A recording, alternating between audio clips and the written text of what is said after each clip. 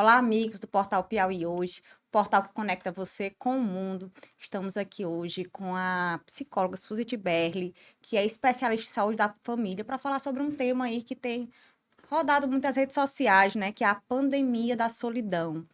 Um mundo que a gente está tão conectado, a gente fica o tempo inteiro em telas. O que é essa pandemia da solidão, Suzy?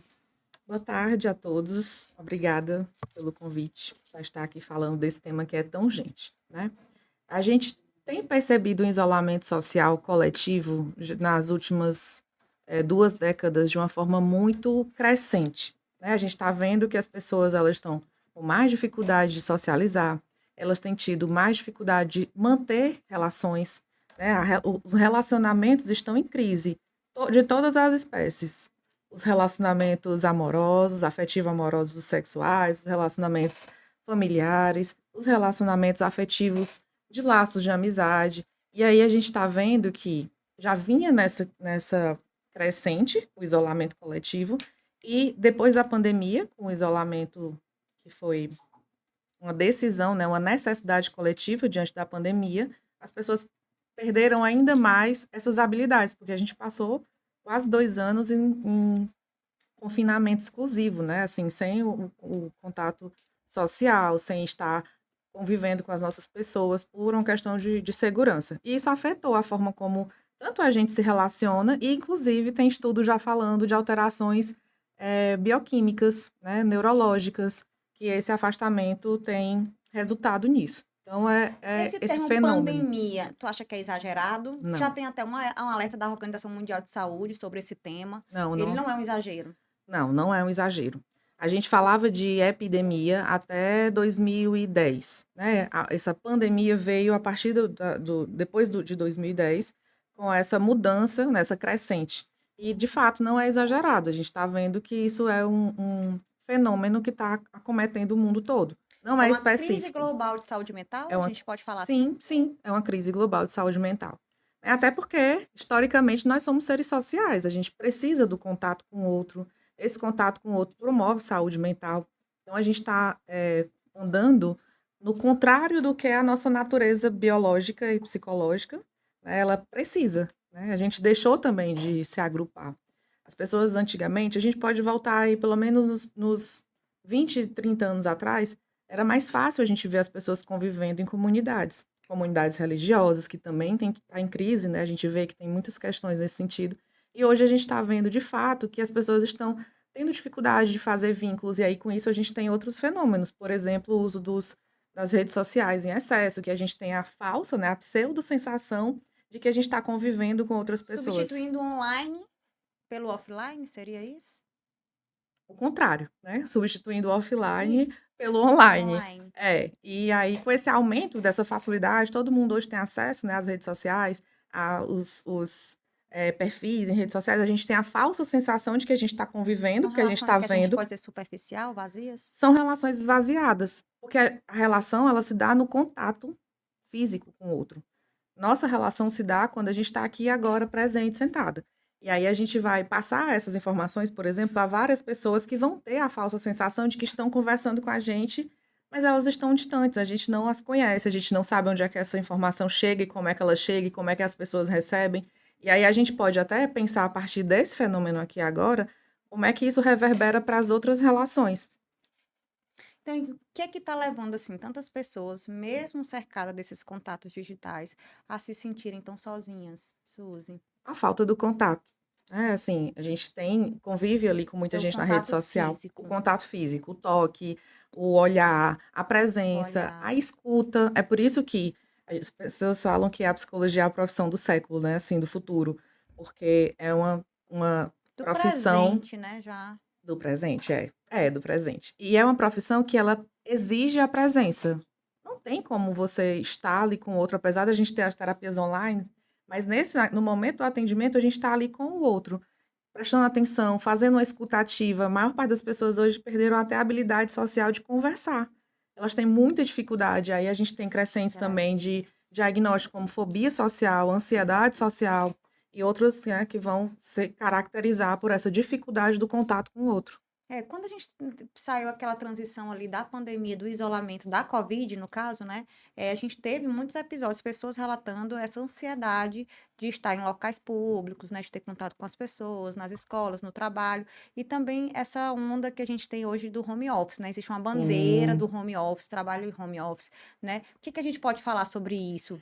Não, e assim, O esses dias eu impacto estava disso? conversando com um grupo de amigos que também são psicólogos, que é outra coisa, né? Que depois a gente vai ter as fases da vida e os grupos vão setorizando a partir da idade que a gente vai estar ali com quem a gente vai viver, né? E aí, hoje em dia, a maior parte do meu ciclo social são de psicólogos, porque a gente formou juntos e aí vem nessa última formação e vai socializando mais. E a gente estava conversando exatamente sobre isso, né, sobre essa dificuldade que as pessoas estão tendo de ter contato com esse outro.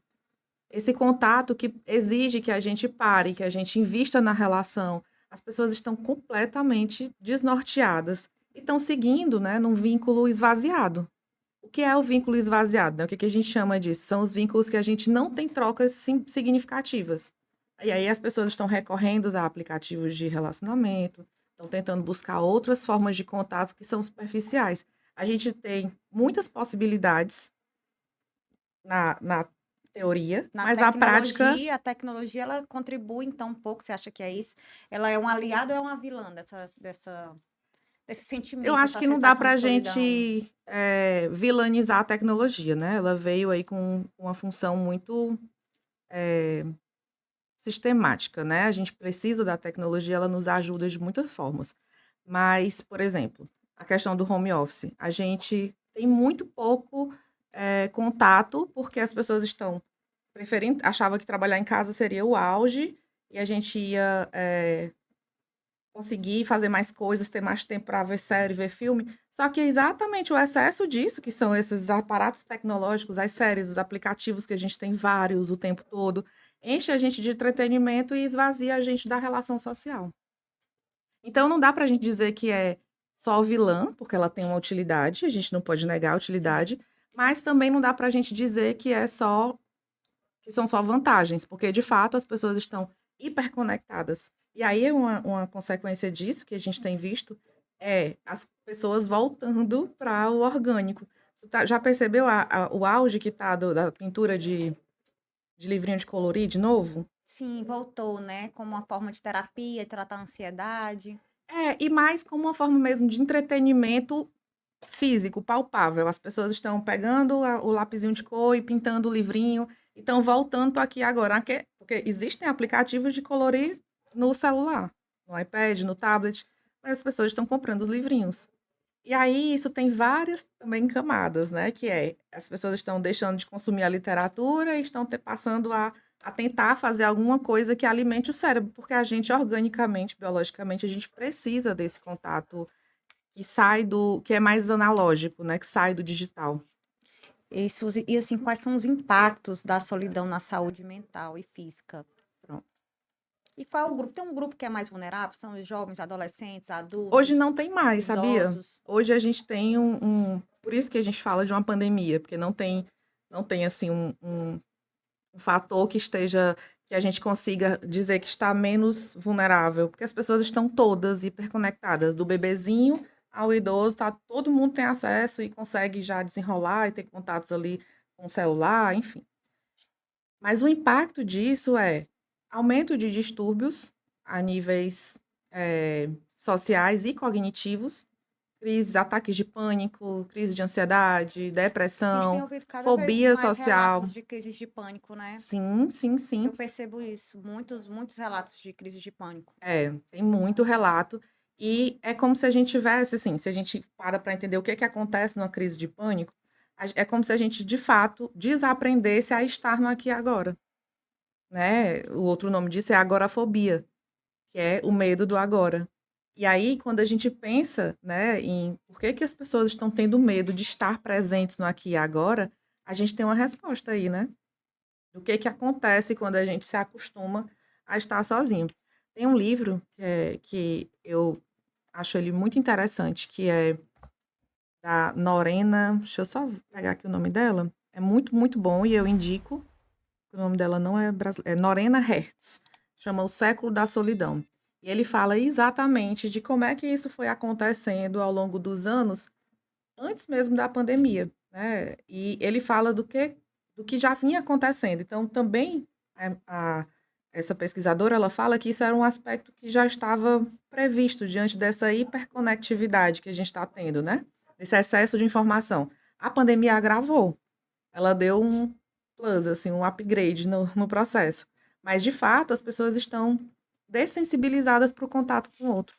Isso também se fala muito em solitude, né? De você tá aqui, ter aquele seu momento com você, aquele contato, se conhecer. O que que a gente pode diferenciar? E assim, eu queria que você deixasse assim bem claro para quem está nos assistindo, eh, que é esse sentimento de solidão? Quando é que você sabe que você está se sentindo Perfeito. sozinho? É um abandono, é uma tristeza, né?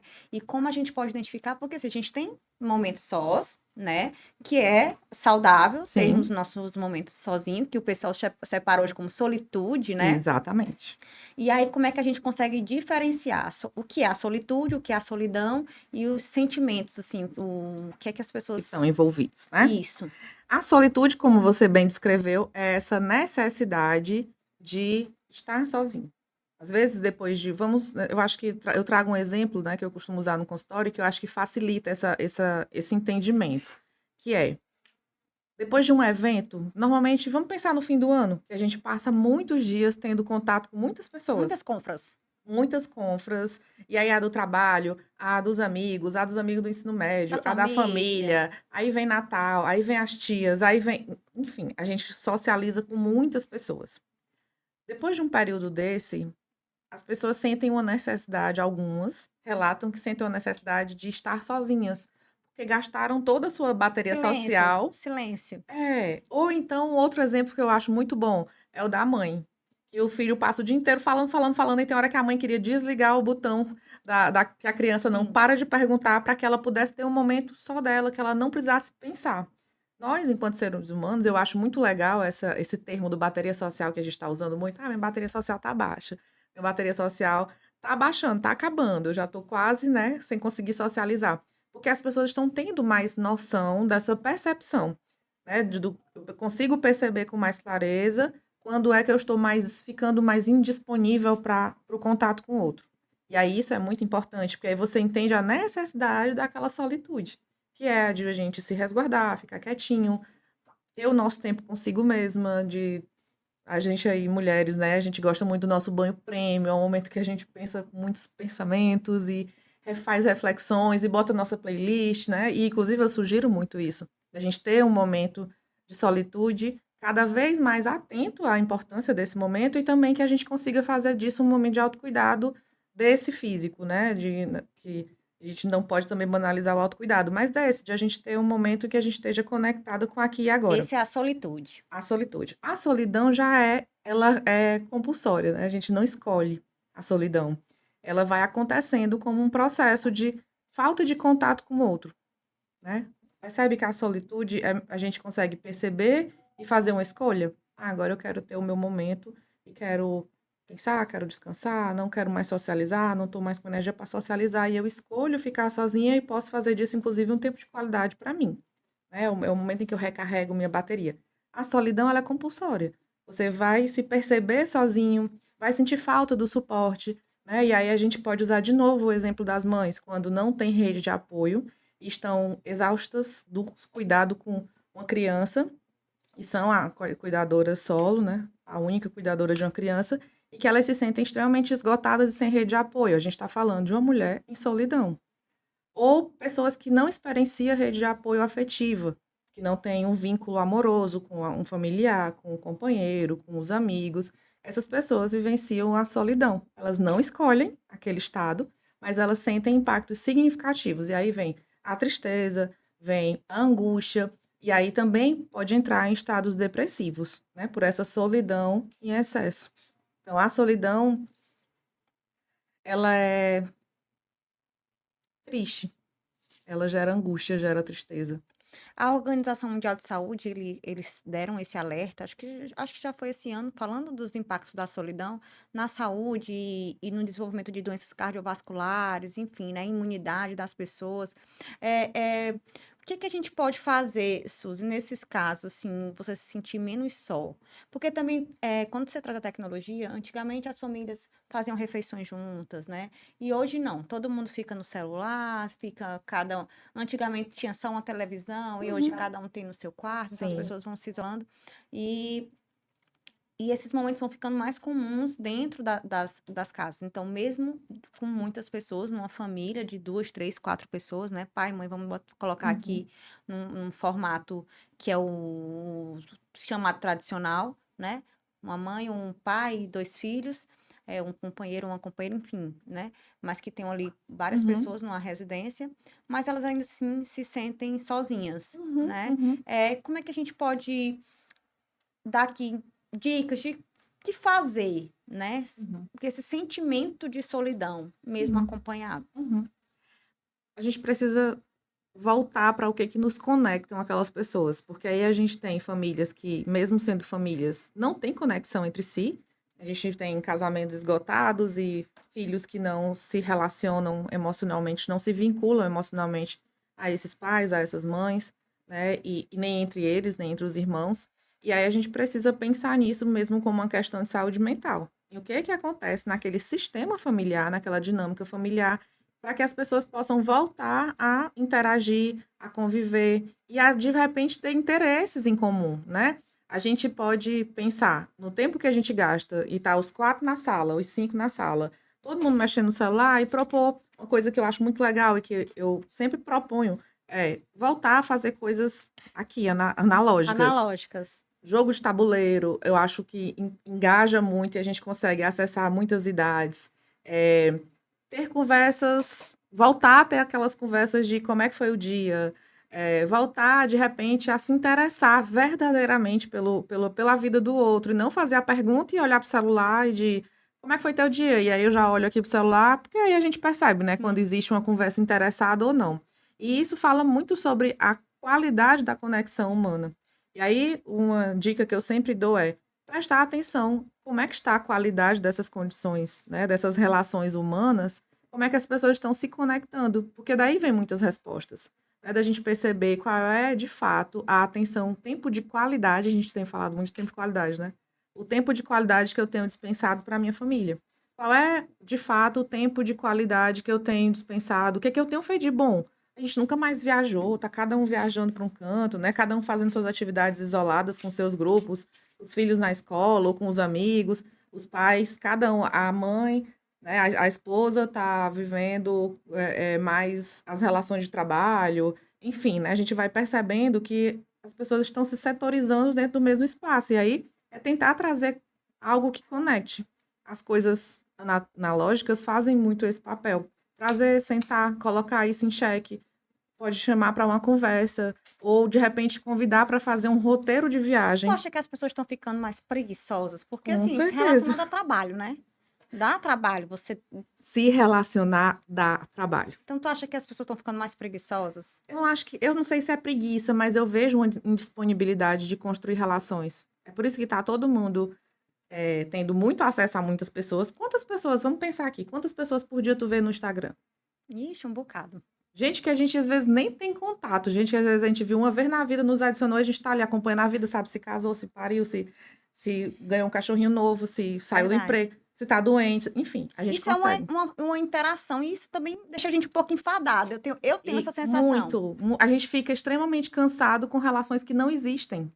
E aí, né, voltando aqui pro ponto, Aí a gente fica com aí a preguiça gente daquela fica sem energia para investir nas relações nossas reais. relações reais, de ter um tempo de qualidade. Ou eu quero hoje tomar um café com a Malu. Malu, vamos tomar um café? Pra quê? Não, pra falar nada, não é nada de trabalho, é só da gente ter um tempo juntas, tu me dizer como é que tá a tua vida, para além do apenas do trabalho. Vamos se reunir apenas para estar juntas, para curtir um pouco a presença e a companhia uma da outra, né? E eu acho que isso é um ponto muito importante. A gente precisa voltar a ver sentido e prazer na companhia do outro. Tu acha que solidão já é caso de políticas públicas? É um assunto de políticas Eu públicas? acho. Eu acho. Pensando no impacto disso para a saúde mental, a gente precisa, né? E aí entendendo a necessidade de reconhecer isso como algo pandêmico, como algo endêmico, a gente está falando de um fator adoecedor. A gente tinha antigamente grupos de convivência, não sei se tu lembra, que tinha os grupos de convivência, que normalmente eram mais frequentados pelos idosos, porque as crianças e os adolescentes já estavam muito envolvidas em grupos de convivências Nas escolares. escolas. E esses grupos de convivências acabaram se esvaziando, a gente não vê mais isso com frequência. Antigamente tinha um forró que era destinado aos idosos, em que eles iam, Viagens, socializavam, excursões. faziam viagens. A gente tem visto que isso tem se esgotado. Imagina ter uma política pública que pudesse contemplar esses grupos que têm mais dificuldade de socializar, né? Aí eu tô falando desses que não estão indo para a escola, que a escola Que não estão mais obriga a gente a no socializar, mercado de que já trabalho. saíram do mercado de trabalho, ou até mesmo para os que estão, mas estão, né, sentindo falta de uma rede de apoio, como aquele exemplo que a gente deu das mães. Então, pensar em alguma estratégia, né, para contemplar essas pessoas e fazer com que elas socializem. E aí a gente vai criando redes. O fenômeno que a gente vê acontecendo é grupos se formarem a partir de aplicativos, né, de gente que coloca lá Link no Threads. link no Threads. E aí as pessoas começam a Pessoal de conviver. Teresina, o algoritmo me conecte com pessoas que gostam de correr, né? A gente vê bastante na rede Exato. social. Até esse fenômeno da corrida, você vê que tem feito grupos, as pessoas estão convivendo e se preparando e passam juntas para ir buscar uma para outra para participar de uma corrida de manhã. Esses movimentos, eles promovem muito a saúde, né? Do encontro com outros, de fazer coisas em grupo. Então, assim, quando a gente fala de estratégias de enfrentamento dessa pandemia, essas redes de apoios reais, uma delas, né, como você falou, e tem mais outras para a gente combater essa solidão aí em nível individual e social? Em nível individual, eu penso que o cuidado em saúde mental, ele é Terapia. indispensável. É indispensável da gente conhecer também a origem, que foi, como é que se deu esse isolamento. Não, nunca é um fator isolado, né? Sempre tem ali um fundo, sempre tem aspectos ali que vão sinalizando esse processo de isolamento. Isso não acontece do dia para a noite. Vai acontecendo ao longo dos anos, né? As pessoas vão se isolando, vão querendo estar cada vez mais reclusas e menos dispostas a socializar. E Mas dispostas também a conversar com o chat GPT, por exemplo, né? que é outro alerta, que aí a gente está A gente muito está vendo, fala com preocupado. a Alexa, fala com o chat GPT, mas não quer E isso conexões. não substitui a conexão real. A gente fala com a Alexa, fala com o ChatGPT e ainda assim está todo mundo se sentindo sozinho. Então a gente tem aí um dado muito prático, né? A gente tem um dado concreto, que é não substitui o vínculo. O online não substitui o offline, não dá. A gente vai se encaminhando aqui para o final da nossa entrevista. Suzy, eu queria muito te agradecer pela sua participação. Você sempre traz esclarecimentos importantes, principalmente desse mundo online, virtual, das redes sociais. E aí, eu queria que você deixasse uma reflexão para quem está se sentindo sozinho agora, né? Qual é o Uhum. primeiro passo que pode dar para sair desse estado? É, a solidão, né, a gente está entendendo ela como um fator social, cultural, socioeconômico também, a gente não pode negar, político. E, dado esse fato, a gente precisa dizer que você está sozinho, né, se percebe sozinho, mas essa não é a única possibilidade de estar no aqui e agora. Você pode acessar, né, a gente já tem grupos de suporte online que buscam essas interações offline, se reúnem, né, se juntam, se conectam pelo online para se encontrar no offline. Busque buscar, né, encontrar pessoas fora do seu ciclo. Tem pessoas também ansiosas por esse contato. Então, se você está se sentindo sozinho, tente buscar contato com outras pessoas da forma possível e, sobretudo, cuidar da saúde mental.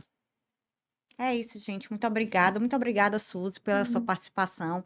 Vamos sempre manter aqui. Ó, se quiserem deixar sugestões de temas, esses temas que rolam muito nas redes sociais, TikTok, Threads, X, Instagram, a gente está sempre aqui aberto para debater esses temas atuais aí da nossa sociedade, principalmente quando fala de saúde mental. Obrigada, viu, Suzy?